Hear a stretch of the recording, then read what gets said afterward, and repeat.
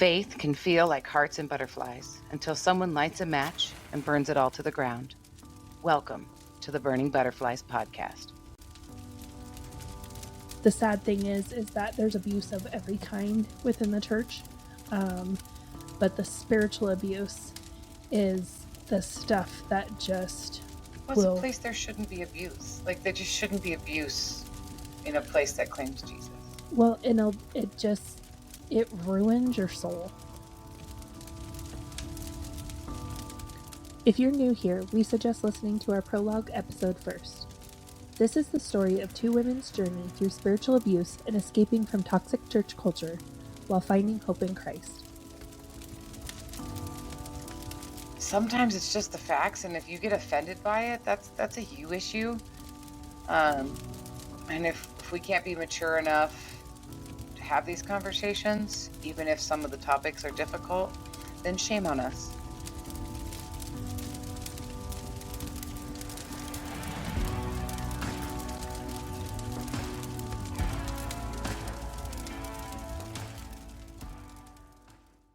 We are getting ready to jump back into our timeline, and this is very much a timeline episode, but it's also kind of a standalone because we wanted to bring up church membership. You and I had the opportunity to guest on our wonderful friend Amy Fritz's podcast, Untangled Faith, where she kind of dove into this idea of church membership. So we want to take a little bit of like what we shared with her, and just our viewpoint on that, but then also tie that into our timeline. Right, because it is a pivotal point in our timeline, and there are a lot of events that occur around this topic of church membership. For me, going into attending Come As You Are, I am at a place with church membership where I had received a letter years before I ever walked in the door at Come As You Are. From the church I grew up in, where, because I was confirmed at this church and I was a church member from the time I was 14 years old, being confirmed to an adult. But I moved away, I became an adult, doing my thing. Yeah. And I get this letter in the mail that I am no longer a member of that church. Yeah. Okay. And I don't, at the time I was like, what? Yeah. Like, what does that even mean? Is this like when you get excommunicated from the Catholic Church? Like, what did I do? Like, I really spun out on it a little bit. And my mom's like, no, it's because you attend another church. Like, you're not a member here. You don't attend here regularly. And I'm like, okay, but it bothered me because at that point in my life, I would have considered that like my church home, and I was only going to another church because I lived in another state.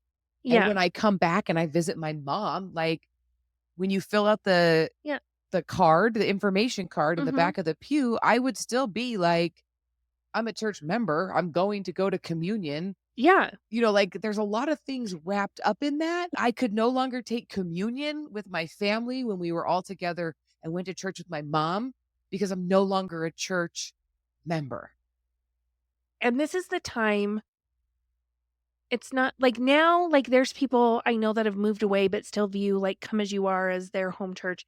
So they still watch online, even though they live in another state or whatever. They might even go to another church on a Sunday morning physically, but this is before all of that. I mean, like, yeah, like we're talking about like, for me, this is something that happened before I ever went to Come As You Are. Yeah. And so you mentioned you had like little cards that you would sign in. So what, because you were Lutheran. Yeah. I grew up Lutheran as well. And so we had little books at the end of the pews. Oh, okay. And so you just, at some point, there was no like formal time to do it. At some point, you wrote everyone in your pew, you just passed the book down and everyone wrote their name in the book. Right. And so you could flip through and you could see who sat in your pew 2 weeks ago, they would just keep it and you would just flip to the next empty page. Yeah. And so I don't know how often those got checked, but that was their like way of like keeping track of who attended. Right. Yeah. We had little attendance cards. So if you were new, you put like visitor, first time visitor, second time visitor. Ooh, you guys are really forward thinking. Yeah. Because Ooh. that's like a very like evangelical thing. So like Yeah. that's Well, you didn't have to fill out like it was set up so like if you were like a first time visitor, you'd fill out the whole thing. But if you were a second time visitor, you just write your name. You didn't have to do the address and the do the phone whole number thing. and Yeah. all of that. That was the instruction. Like if we already have this, like please don't fill out this information again. You know, Isn't it funny how you remember the instructions or something like that? Because they were Colored on repeated them. every single I sentence. colored on those cards. Yeah. Like they had I had ADHD kid had to be entertained. Color on the visit. I got one visitor Yep. card, you know. But my mom would fill out the card every single week. Member, Mhm. like Christian family member, Mhm. like, and so that was your attendance. Basically, Yeah. it's like taking attendance. Yeah. And then the church sent out boxes of tithing envelopes. And so you would have this envelope at home with your information on it, and you would put your tithe in it and then turn it in every Sunday. Got you. And so that was a perk of being a member was you got a box of tithing envelopes. Okay. So I was no longer entitled to tithing envelopes. I guess maybe that's why I had to not be a member. I don't know. But but you know what? That brings up a really good point. Is like, why is membership so important, and is it tied to tithing? Right. Well, and like at this time for me, I didn't have an understanding like I do today of like how I feel about all this stuff. I just was I mean, this probably happened in my 20s, you know, and I was in a weird place with church anyway. And I've always, since I was young, had a bent against the institution of church and all of the pomp rules and circumstance, the rules, which is why the non-denominational church was very appealing to me. You know, and this started like with my dad. My dad grew up very strict Catholic, and he was fine with my mom taking us to the Lutheran church because he didn't like all of the like go to church for an Easter Orthodox service that's 8 hours long. Like he really was like, I get my Catholic belief system, but I don't need all of the pomp and circumstance. That's where I get that language. That's where he got that from. So then I carried that into, you know, all of the stand up, sit down deal. Like we didn't do all of it, but there's a lot of, we were very strict, old school Lutheran. I rebelled against that. And now I say for good reason. But I also know more now than I did back then. But back then I was just more kind of offended and hurt. That like, who are you to tell me that like we're supposed to be a family? So you're telling me I'm out of the family? Yeah, so there was definitely some rejection there, and then the things that you couldn't do because which just fueled my distaste for all of this heavy doctrine. Yes. So that just fueled that. So of course, now this non-denominational concept is very appealing to me. Yeah. Very appealing to me. But that's how I showed up at Come As You Are. If we're going to talk about church membership, I think it's just very important to understand how I showed up. Yeah. So we want to remind everyone at Come As You Are, you had these steps classes that you had to take. And as part of the very first one, this 101 class that you took was you signed a thing saying, I agree to live by the covenant of Come As You Are. And that covenant basically was like, I like you agree to tithe, you agree like you're going to submit to the pastor's authority, you're not going to question or disobey authority. You're going to love people. This is our form of legislation, whatever, like, because I know like in different, depending on your church denomination experience, churches have boards, churches have sets of like, if you belong to the Lutheran church, there's different sectors of Lutheran that you would agree to say, I go to, like, I grew up in a Missouri Synod Lutheran. That's different than the Lutheran church that you grew up in. They have different bylaws, different, like, these are like church legal terms that exist. And Come As You Are was single because man run. There's no board, there's no, we have no elders, we have no deacons, we have no board. There's none we of have that. nothing. It is just Tom doing his thing. Right. From a book. Yeah, from a book. A kit and a box that comes from Saddleback Church in California the 3 steps to do church. Yep. And I'm sure he took that and put his own little Tom spice on it. Yeah. In order to make it his own thing. But you agree to these things and then you're a member. And as being a member, you don't have to be a member. But as being a member, it's very much like, well, you are invited to it's the membership banquet. It's for the members. You get to hear like all the stuff and look at all the pictures and have the dinner because you are a member. And you say that lightly, like you didn't have to be a member. No, you didn't have to sign the paper. But once you went to the class, you had to sign the paper. Like, yeah, this was very, because I don't know how it was for you. And we've already talked, we were at different age points and different stages in our life. For me, I went to that class and I felt like it was a sales pitch for Come As You Are. Oh yeah, 100%. I would Like, agree with that. I didn't see it that way when I took it. No, right. But I didn't either. Hindsight, Like, I see that now. now I Yes. look back, it is like, welcome to Come As You Are. Here is what we believe. Do you agree with these things? You need to be a member then. Yeah. And you have to sign it. It was so put that way. Like, I'm getting ready to marry Froggy at this time. Mm-hmm. I have a problem with church membership. Mm-hmm. I do not want to sign. Do not. Okay. I don't want to sign this paper. I'm the type of person where like, I'm refusing to sign this paper. You tell me I have to sign it. I'm not going to sign this paper. Yeah, this is totally who I am. I had to go and have a conversation with Froggy about whether or not I had to sign this paper. Mhm.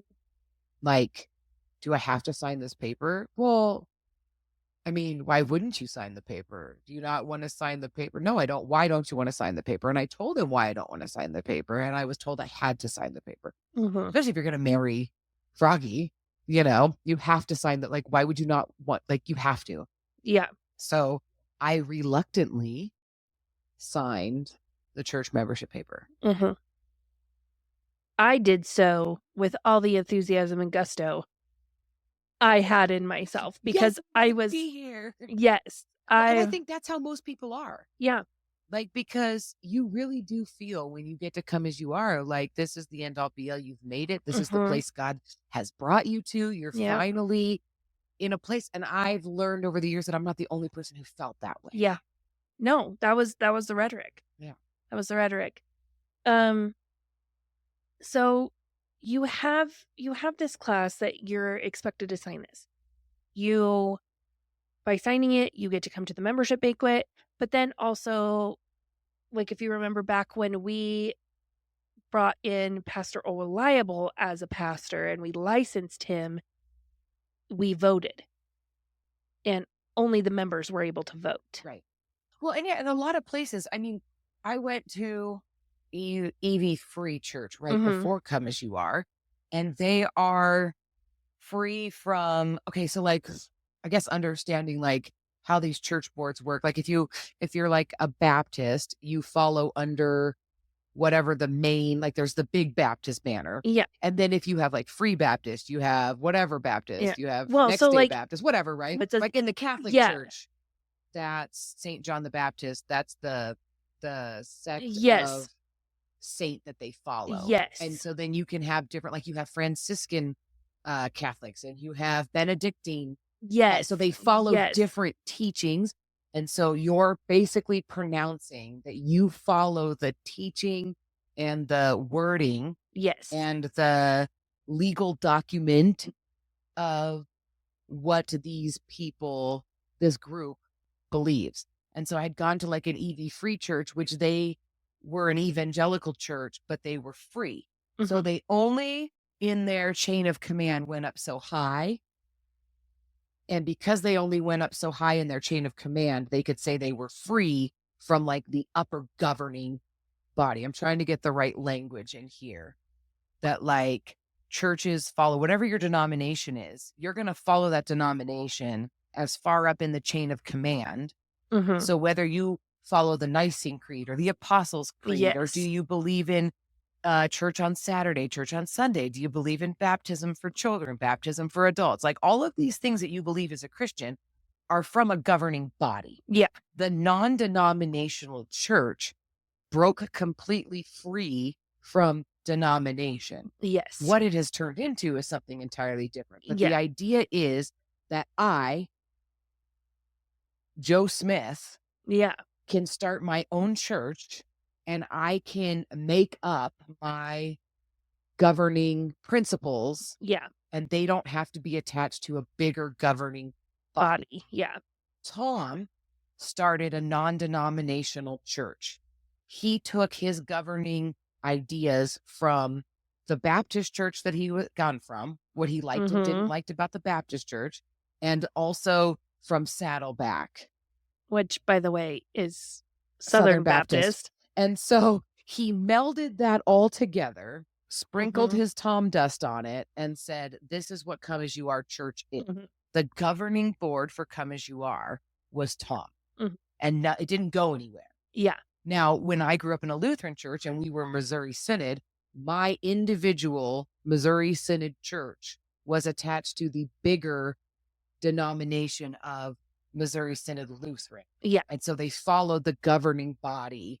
Your church followed the governing body that was established. So just so our listener understands how their denomination works in comparison to my denomination, in comparison to this denomination, and understanding that Come As You Are, for us, was a self-governed church. Yes. And so that book that you open up and you read the governing documents on this is what Come As You Are believes, and then you said, I like what Come As You Are believes, I'm on board and I'm signing in.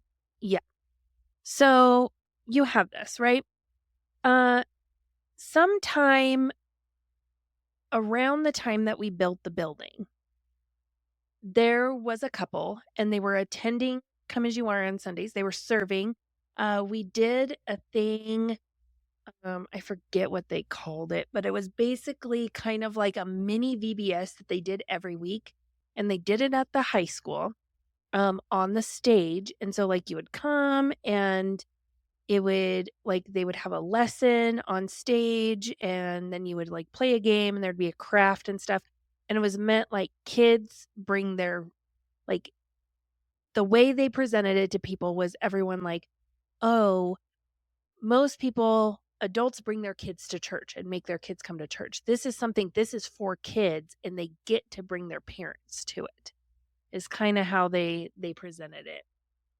And so when they were doing that, this couple was one of the head people who did that, right?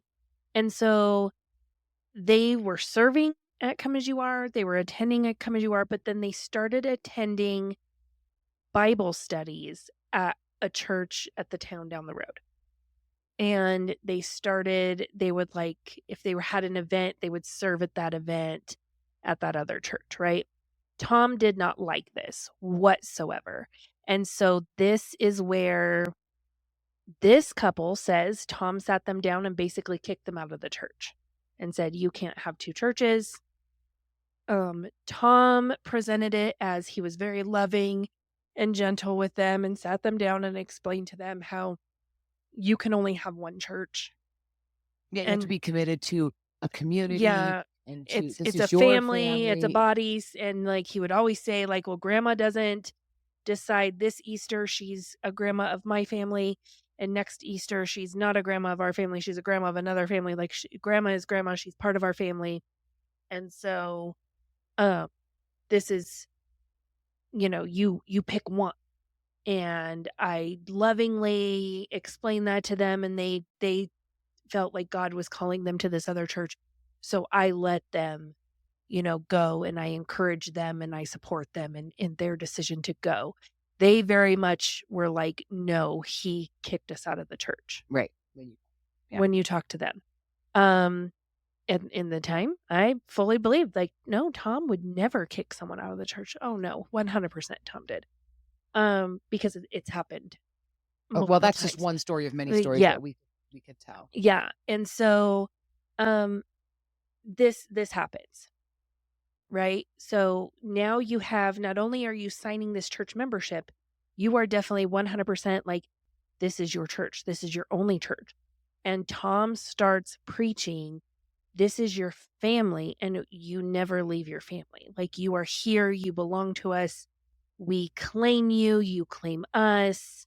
Well, which is so interesting because when I first started going to Come As You Are, the sermons were all about, like, if you leave a church, you have to leave on good terms. Yeah. You You have to have to be make sent. amends. You don't leave. Yeah. You are sent by that church. Yes, but if you left because Mhm. something bad happened, you cannot join our family until you've reconciled. Mhm. Because I left the church that I left on bad terms.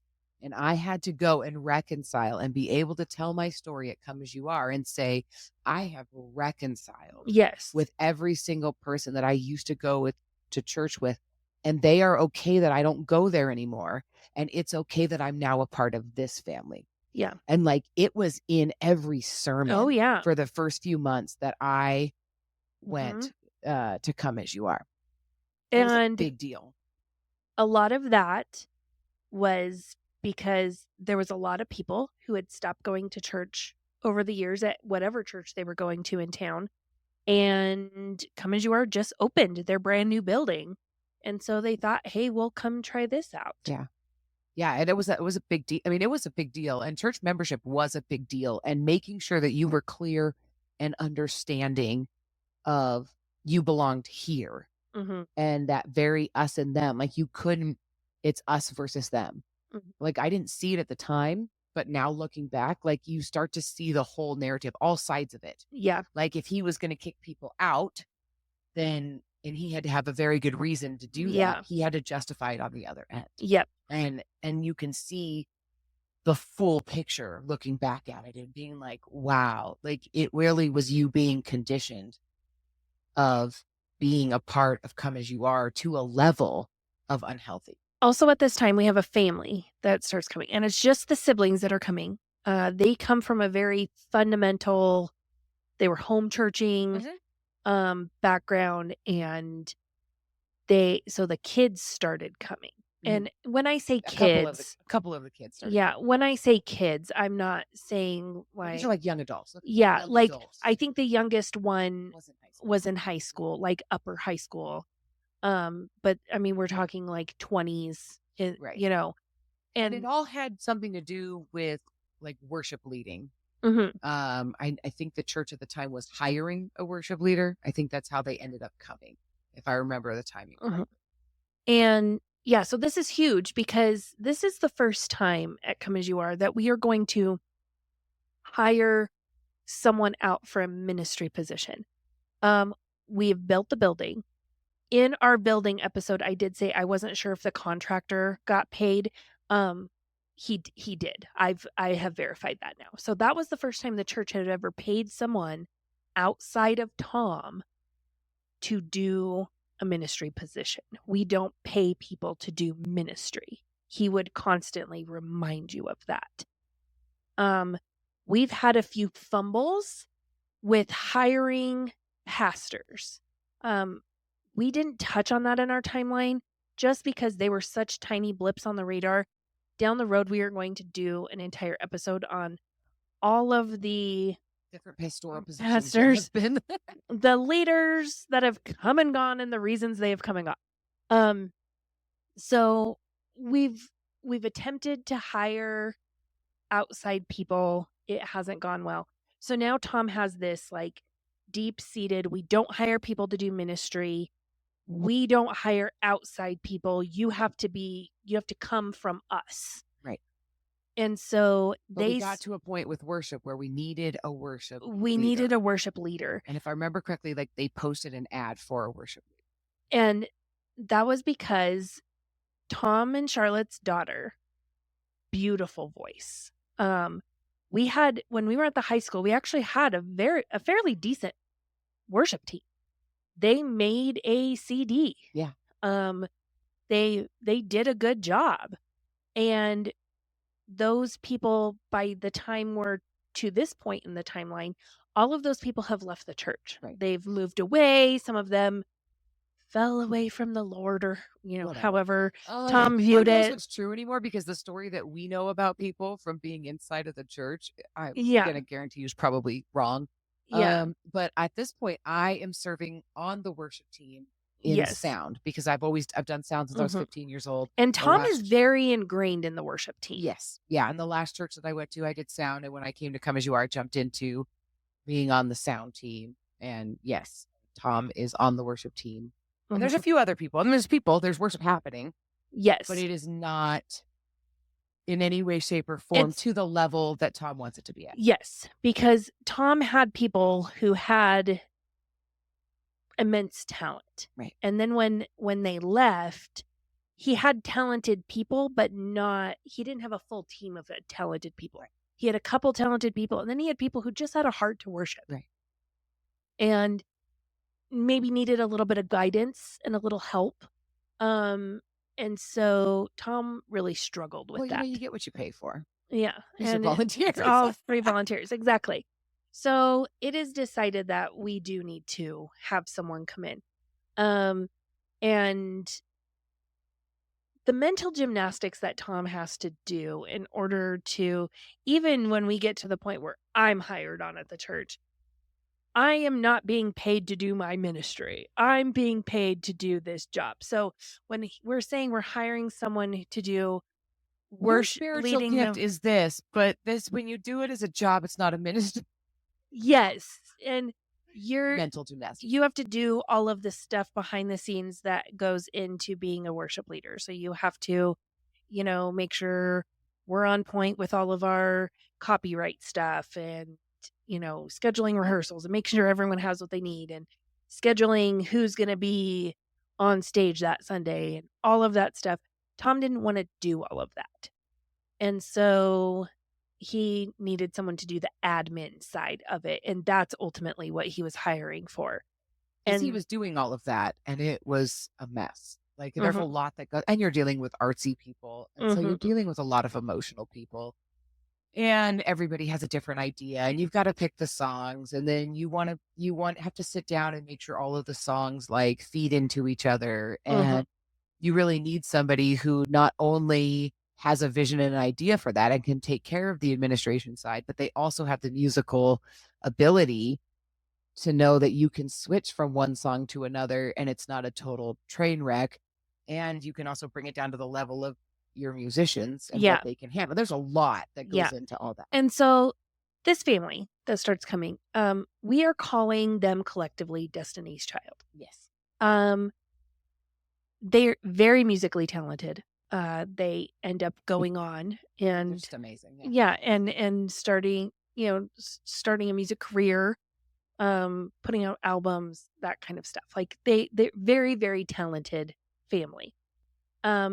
There was definitely a leader. So we are calling her Beyonce. Yes. And she's the one that applied for the job. Yes. Like, she's the one who applied for the worship leader job. She gets the worship leader job. She brought her sisters with her. So she gets the worship leader job. It comes down to she has to take the 101 class and all of that kind of stuff. And there is a problem with her signing for church membership because of the background she comes from, because of her very fundamental home churching background. They do not agree with church membership. Yep. So this is, we don't know, because at this point, there's no hard and fast rule of when we're doing these classes. Sometimes we're doing one a month. Sometimes we're doing one a quarter. These, I think, do them when somebody needs to take them. Yes. And so they were happening very close together.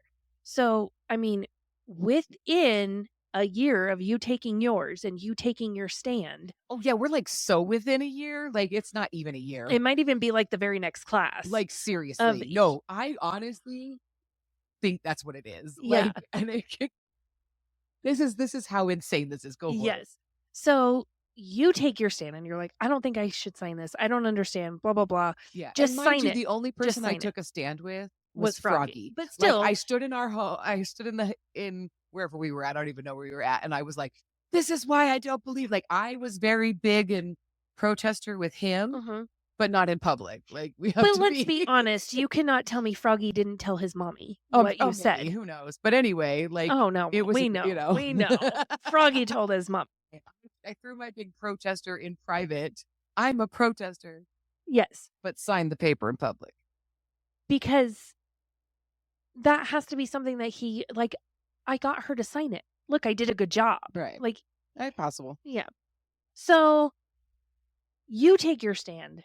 Well, then, like, very likely the next class, Yeah. this It girl really and literally within yeah, months. Destiny's Child takes a stand. Yeah. And But Beyonce's got all the biblical yeah. reasons why they don't believe in church And membership. when you look at Beyonce and her personality and just her confidence and her presence, she was no shrinking violet. No. Like, she was a very confident person. For as young as she was, And she very well versed in the Bible. Like, oh yeah, that, no, that girl they taught me. I was like, holy cow. Like, yeah, she was amazing when it came to like her confidence level in what she knew biblically. yeah. So she takes a stand. Yeah, she won't become the worship leader if she Yeah. has to, because she doesn't believe in church membership. So she will not sign that piece of paper, and has every biblical backing that she needs to have to say, look, this is why you shouldn't have church membership. Yes. So this happens at the end of 2012 for the 2013 membership banquet. Nothing is really it was said. It was said, and there was a big announcement about it that Tom was like, it has been brought to, I mean, it went this way. Oh yeah, It no. has been brought to our attention that biblically, to be an Acts 1 church, Yes. we don't need to have this official church membership. It was such a big deal because I was like, I told you, like, this was a big deal in my Yeah. home. I was like, I told you so. That girl knew all the reasons why. I was just mad because I got a letter from a church that I went to, but she knew I knew it wasn't right. Like, it was a big I told you so moment for me. And then we get to the banquet and it's all presented differently. Yeah. But you knew before you went to the banquet that Come As You Are was no longer doing official church membership. Yeah. So at the banquet, nothing is said that was typically said at banquets past. Right. You don't go through the whole covenant. We don't read the covenant anymore. Right. The paper is still the same. Yeah. You still have the I agree. There's 3 check marks you have to make, and then you sign your name. I am saved. I have been baptized. I agree to the covenant. Check, check, check. Sign your name. That is still there, but nothing is presented in the way that it had been presented ever before. If you want to be a member, you have to sign this paper. And we're gonna want to be a member. You want to sign this paper. And we're gonna read the covenant from stage, and we're all gonna discuss it, and we're gonna like. Now it was just a hey, if you feel like your family here, then you're a member. And keep in mind, we have brought in another pastor at this, like, so we have Pastor Tom, we have Pastor All Reliable, then we bring in this, like, doctor pastor, right? And no one votes. Like, I mentioned that in one of my past episodes, that, like, we bring him in, no one, like, I didn't even really know we were making him a pastor, and then we had a service. There was a little ceremony, and they pray over him. There wasn't a vote, but it was we're all talking about why we think this person should be a pastor. You affirm. You affirm. You are giving affirmations now. We don't vote for this. You stand up and you say, I see God's calling on his life in the area of being a pastor. I am affirming this. I agree. You don't vote. No, yes or no. It was just that. So now it is very much presented, like you said, if you consider yourself a member of our family, then you are a member here. We don't have a formal membership, list. God doesn't keep a formal list, and like all the stuff that, Tom would say, but it was the only reason you need to be a member is if something were to happen, like if we would ever need to fire a pastor, only people who could vote can do that. Yeah, like what was the benefit of being a member? But I don't even remember that being like it wasn't a big deal. Yeah, no, If being you're a member was here, very much downplayed of yeah, if you like just in 1 year, Yeah. the difference Mhm. of like, join our church, join our church, join our Mhm. church, join our church. You have to be a member, sign the paper, sign the paper, sign the paper, sign the paper. To, well, if you feel like you're a member of our church, then you're a member of our church. Yep. So I was so mad. So mad. I was like, I shouldn't have signed the paper. I should have held to my guns. I want to look at this from the mindset though of like because Tom presents it very much like I didn't realize what I was doing wasn't biblically correct. Well, part of that could be because Tom is not very well versed. Tom will tell you he's read the whole Bible, blah blah blah, all those stuff. He knows the And scriptures. he can out Bible most people. Yes, he got out Bibled. Yes, and because Tom has read the Bible. Tom does not understand theology and like there's no like, theological training. There's none of that. This brings into the point of like you brought up the affirming of pastors, like the not having church membership fits more into the narrative of come as you are than come as you are trying to force church membership on people ever did, because we don't send pastors. We're not hiring pastors who've been to seminary. We don't send pastors to seminary. We have no pastoral training. This is just, if God has called you to be a pastor, then you're a pastor. Yep. And you do Bible studies with Tom one-on-one, and he teaches you how to be a pastor. And so now you're being but trained. he's never gone to seminary. Right. And so that fits more in the narrative of if you just think you belong here, you're a member. Yeah. Than the actual pushing to have a membership. Mhm. And the only reason, let's go back, the only reason that Come As You Are had such a strict membership covenant in the first place is because it was step one out of the build a church out of a box. Yeah. And I think, and that's where I was going with that, was like Tom doesn't have that. He didn't look at things critically, theology, like, do I believe in this, like at its core, all of this. It's like, well, this is what I'm going to do. And so he had a guidebook from Saddleback. This is just what you do. And so, yeah, we have to have membership because you have to have membership. Right, because it's the first section of the kit. And I remember like not really understanding the shift, because it used to be presented that you had to be a member because with our tax exempt 501c3, all of that kind of stuff, you had to give a list of your members. Yeah, and that's where I was trying to go when I belonged to the EV Free Church. When they would explain it, they were like, we are a free church. Like we're free from, we're almost non-denominational. Yeah. We're free from this big governing board because we've chosen to be so, but there are still governing things that we have to account for as a church. Like there's things that you have to do legally to be an entity that's a church. And so membership is one of those. Yeah. So then the question was like, well, if we don't have a formal membership, how do we present that if we were to be audited? What are we giving that then?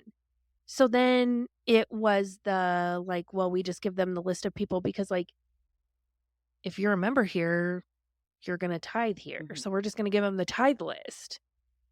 And so that's now how we're going to account for our membership. Like we're no longer asking people to sign a membership document. We're giving them the freedom to choose that they're a part of our family, but legally we have to present a list of members. So now that becomes the list of people who tithe. Yes.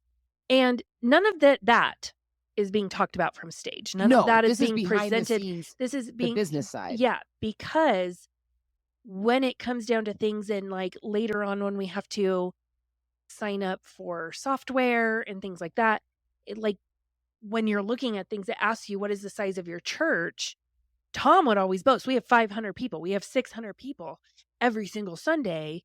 Well, it's too expensive to do that. So when it comes down to it, we're going to give them how many people actually tithe? 150. Okay, so that's what we're going to give them.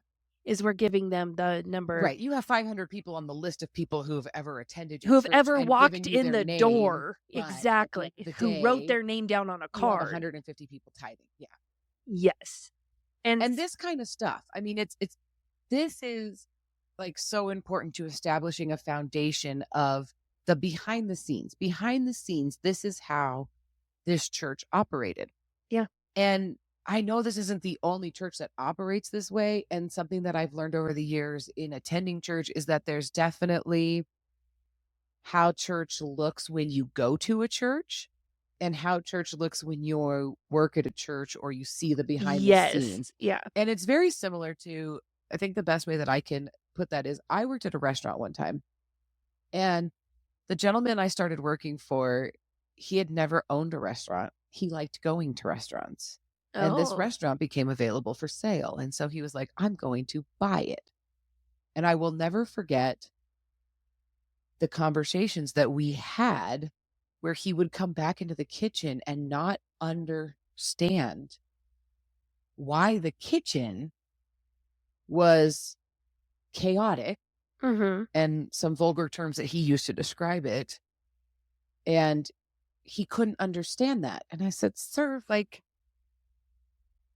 the kitchen could be burning down, and it's our job to make sure that the guests don't know that. Yeah. Like, I've been in many, many restaurants, and I have a thing where, like, when I go out, like, I'm always watching what's going on. Like, I'm watching the staff and as much of behind the scenes as I can see, because I gauge my level of how I'm going to experience this restaurant based on what's going on.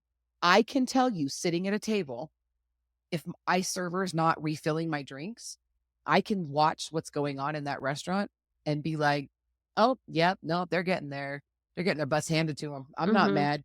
Our server will be back. That girl's probably in the back crying right now. Like, I can see what's going on. Like, I want to jump in and manage the restaurant at that moment. Or I can look around and be like, okay, y'all got nothing going on. Like, you're not busy. I don't know what's going on. Like, why is things taking so long? This man had no idea what took place in a kitchen. Yeah. Because you don't know what's going on. You don't know what's happening back there to get your food to the table. And it's their job to present you with this wonderful experience at the table that you don't know what's going on. Yeah. And he would flip out. And I think, like, churches are very similar. Like, we go to a church and we have this wonderful experience and we just assume that that's everywhere. But there's stuff going on behind the scenes.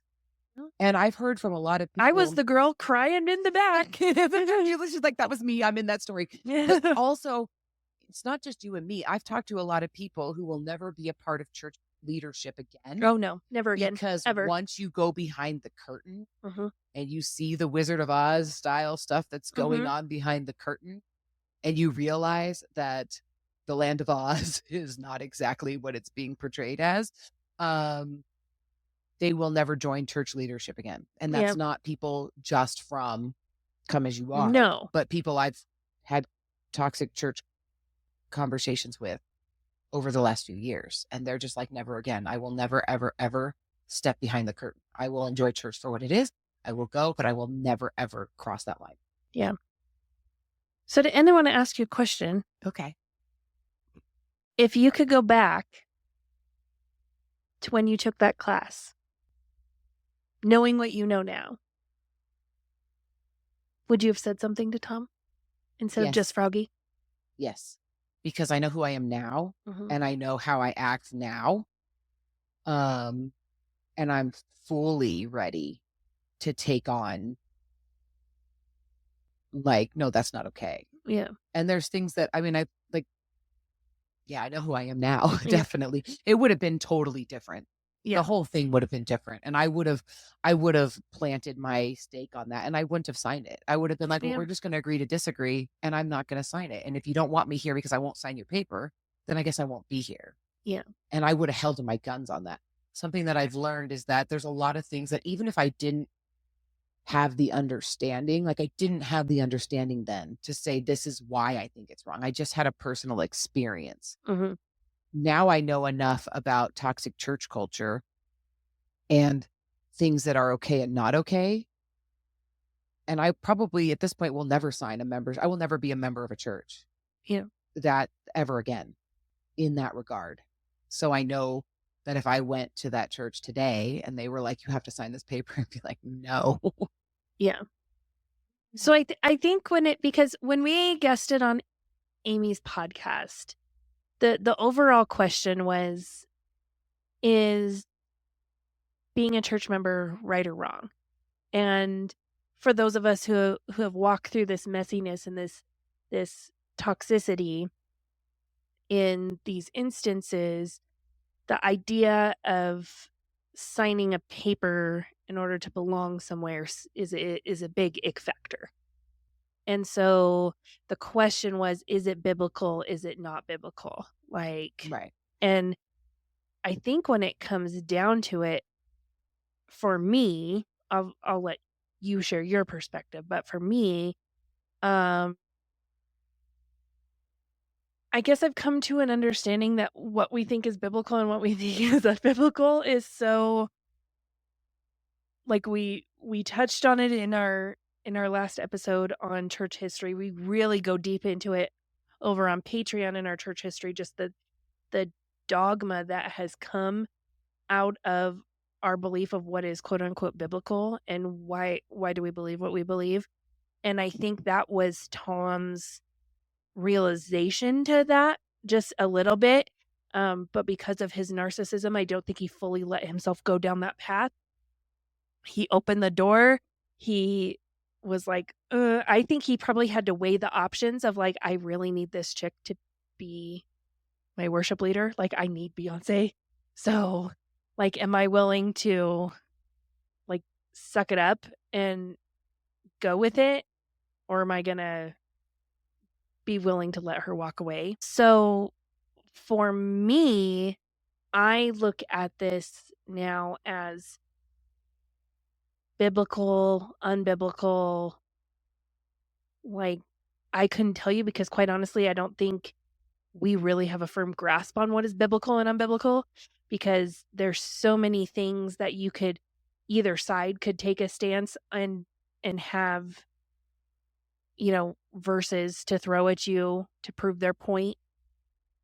For me, it's I will never give myself to a place so holy like that again, so fully like that again, because for me, my faith, that is a relationship between me and God, and it does not matter the building, it doesn't matter the place, it doesn't matter the pastor.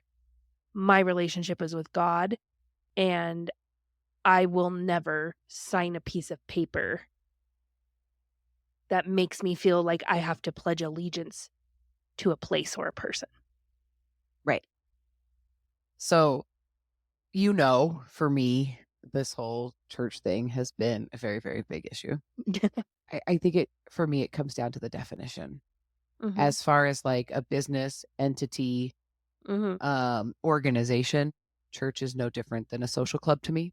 It's no different than club sports. It's no different than, you know, some people do baseball year round, some people go church year round. Like, to me, that organization, I feel at this time I've landed on, yeah, I could take it or leave it. Don't care. It's a social club and it's just a place where people get together, whatever. Right. Yeah. That's my opinion. You want to go to church, go to church. You find value in going to church. Great. You should do that. I personally think that church should look a lot different than it does. 100%. Like, if I was in charge and I could go in and be like, this is what we're doing. If we're gonna put the CHURCH word on what we're doing and we're gonna say that this is church, it needs to look a lot different. Yeah. I would revamp. I'm not in charge. You know? I would do that a lot differently. So right, wrong, and different, you know, whatever. You know, it's a social club. I don't know how else to put it. It's a social club. It's an organization. And it's a business, and that's it. Does it have a place? Sure. If you think it does, it does. For me, if you want to go into like the biblical realm, I have come to a realization that I find it so much more fitting that we named the church Come As You Are. Because biblically, Jesus says go, and as you go. We have a whole lot of people sitting around in buildings saying, come as you are. We have a whole lot of people planted in buildings thinking that's the end all be all. That's what you and I did. Will I ever do that again? Nope. No. Never. No. Ever. Because biblically, Jesus said go, and as you go. Do I like a lot of the things that churches do? Yeah. And I know that there is a stigma in churches of like, that makes me a consumer. Okay, well, because now a church is a business, so they use the language. Yeah. But they're going to be like, oh, you can't window shop, you can't be a consumer, you can't. And my question really is why? Why can I not go to a Bible study at one church, a Sunday service at another church? Why? If what you're really offering is a place for me to worship God and a place for me to connect with God, which is what a church is supposed to be, right? I mean, am I totally off on that? Yeah. No, and I think it comes back to what we talked about in the very beginning of this episode is it comes down to tithing. And that's where I was going, and but they, I'm glad you did it. Yeah, and they need the volunteers. Yeah. They need the free labor. You I can't be going and volunteering somewhere else. It takes you away from here. Yeah, from here. We have to establish our place. This is our Tower of Babel. And I'm not trying to be one of those people on the other end and being like, all churches want is your money. Well, you need money to operate. Ministries need money. If you don't have money, you don't have a ministry. So I'm not going down that path. No. Don't hear what I'm not saying. Yeah. But I do feel like we definitely have this. Why do you need to join my club over that club? Because my club needs money. And the more people that I have who say, I'm going to go only here, and I tithe here, and I'm involved here, then why else would you not want me to go and be the hands and feet of Jesus out in the world anywhere else? Because what do I take with me? It's very hard for me to find another reason. And believe you me, I've sat around and I've thought about every reason why you would need me to be so inclusive into what you do. I've tried to find any other reason besides money. Yeah.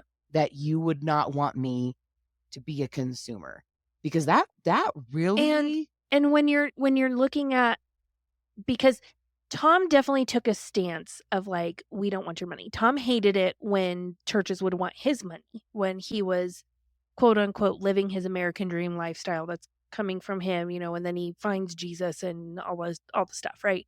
Like, Tom was very much took a stance of like, we will never ask for your money, we don't need your money, all of those things. But the church sure didn't have to pay for a whole lot, because they had a lot of people who are willing to give things freely, to give their time freely, to come in and serve. Why do we need to buy that? Someone in the church can just make it. Why do we need to pay for a photographer? Someone in the church will just do it. Like, so it still all came down to money for Tom. He just wasn't asking for money. He was just able to stand on stage and say, we're not asking for your money. Yeah. But then in the same breath would turn around and say, if God has given you an idea of something that you need to do, you need to be all in to the point of giving all your money to. Are you that all in? Yeah. That you will write a blank check for this ministry. You have to want to do this. If God told you, then you would be willing to give your last cent to what it is that you're doing. Yeah. So I think because the whole point of our podcast is to have people realize that there is hope in Christ. Even when you are detangling yourself and deconstructing all of this toxicity and all of this junk, like, you and I have come to a point where we're like, but God. And everything else, like, it doesn't matter. It doesn't matter. And so that is my encouragement in this episode is I think we've done a good job of establishing there's so much junk and there's so much stuff that, like, does it really matter? Like, the fact that it is the year 2024 and we're having conversations of like, do you have to sign a membership? Like, is that a thing? Is that biblical? Like, well, nowhere does it say thou shalt sign a membership covenant, and nowhere does it say that thou shalt never be a member. Like, so. Well, and at least being aware of like stopping and questioning these things. It's okay for things to be opposites and okay to hold multiple thoughts in contention with each other. Yeah. This is something we're not good at in the Western culture, is we don't do well with Gray. the fact that both answers can hold weight and value and be correct. We really get in the one has to be right and one, for something to be right, something else has to be wrong. And that's just not the case. And especially when it comes to this whole topic of church membership, and understanding that we can say on one hand we want to be an Acts 1 church, but on the other hand, when you look at an Acts 1 church, they weren't signing up.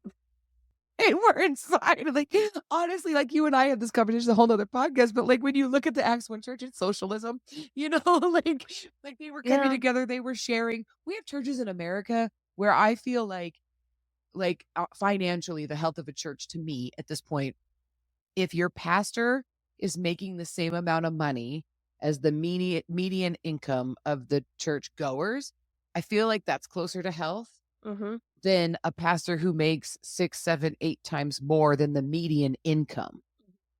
So, like, if your median income church is $70,000 and your pastor's making $200,000, that's a problem. But if your pastor is living off of $70,000 and the median income of your parishioners is $70,000, then I feel like you're probably closer to where you need to be. And so there's so many different facets, but we talked about it in our history, and I'm not sure if it made it into the edited podcast or not. But at some point, you and I had a conversation about maybe it was the Puritans that were so worried that people had put church in the place of God. Like they didn't believe in ordination. They didn't. Yeah, it was in both. We talked about it both in Patreon. And so I think they were probably closer to what we've done to church, especially, they knew back then what we should know now is that we are worshiping church as an idol and not really worshiping God. Burning Butterflies is a listener-supported podcast. Today's episode is brought to you by our amazing supporters on Patreon. Follow the link in our show notes to learn how you can become a Patreon supporter too. Supporters get exclusive access to bonus content each month, including outtakes, cut content, and supporter-only episodes. If you've enjoyed this episode, please leave us a rating on your listening platform. Burning Butterflies is a production of Asha Media. Thank you for listening.